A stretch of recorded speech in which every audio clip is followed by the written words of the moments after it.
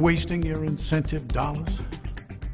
We're here to throw a little light on that. To give us some insight into that is Beth Carroll, Managing Principal at Signal TLC.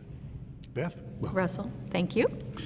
Beth, you're here at TMSA speaking about incentive compensation. It made me wonder, what are the most common mistakes that folks make in the area of incentive compensation? Russell, actually there are 6 common mistakes, and they fall into 3 main categories. So the first 2 mistakes have to do with not thinking about it as a holistic system. So mistake number 1 is where they actually try to design an incentive plan for one role without thinking about all of the other roles in the organization and how they all fit together, and how the incentive plan actually supports the business strategy and even the culture. Which gets into a little bit of mistake number 2, which is thinking that incentive compensation is just about the math. They don't realize that it's at least half psychology. When you're developing an incentive plan, we actually like to tell our clients that it's like you're putting a megaphone on the company's priorities. So whatever you put in the incentive plan, it will kind of wipe out whatever else you're trying to tell the organization. So you better be very careful that what you've put in the incentive plan really aligns with the company's priorities. So those are the first 2. The next 2 mistakes have to do with mechanics. So it really is about how you calculate the incentives. The first of those 2 mistakes could be if you're not thinking about unintended consequences. What's going to happen in the future from these incentive plans? What's going to be the interaction that you're going to cause? Are you going to cause healthy competition, or are you going to cause bad competition where employees might actually be working against each other to the detriment of the business but to maximize their own pay? So that's actually mistake number 3. Mistake number 4 is a common one, and that's not giving employees performance expectations. So we actually like to think about 3 levels of performance expectation: threshold, target, and excellence. People need to know what their goals are and what's expected of them. If you're just paying transactionally and you're not giving people a goal where they can actually make more money when they achieve that goal, proportionally more money, then you're not giving them any reason to continue to strive. The last 2 mistakes fall into the bucket about communication. So mistake number 5 is actually there are laws that have to do with incentive compensation, particularly in states like California, New York, and Connecticut. You need to make sure that you're checking with your labor attorney to make sure that you're following all the laws that govern incentive compensation, particularly if you're using commissions to pay your sales reps. And commissions is actually a specific type of calculation. It's when you calculate using a percentage of margin or a percentage of revenue. That's a particular form, and it actually is governed in under California law for some very particular things about how you do that. And then the last mistake is not following through. So companies will sometimes put a whole lot of energy and effort into designing the incentive compensation plan, coming up with all the great math and all the calculations, and then they completely forget that they need to communicate it to their employees.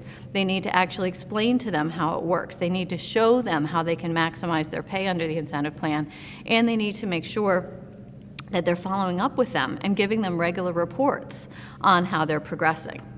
You know, it occurs to me that someone listening to this laundry list of very serious mistakes might say, well, I wonder if there is a worst mistake out of that group, or is it possible that each one of these mistakes is worse than all the others? Well, each one is bad, so you really have to think about, putting together the entire system. But I would say for this industry, in terms of transportation and logistics industry, the one I would say that is the most common and is the one that is the most detrimental to business growth, and that's what the TMSA conference is all about. The whole theme here is Ready, Set, Grow.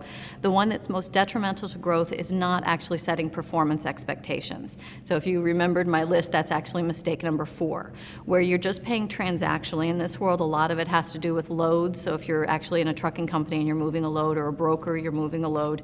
If you're just paying 5% of the margin on every load, and there's no break point that says, if I can get to $15,000 in the month, or if I can get to $20,000 in the month, or $30,000 in the month, I'm going to get something more than 5% on that next load, then you're not giving your employees a reason to strive. They're just going to get to a point where they're complacent, and they're not going to want to care anymore, and they'll leave at 4:30 on the dot and be gone.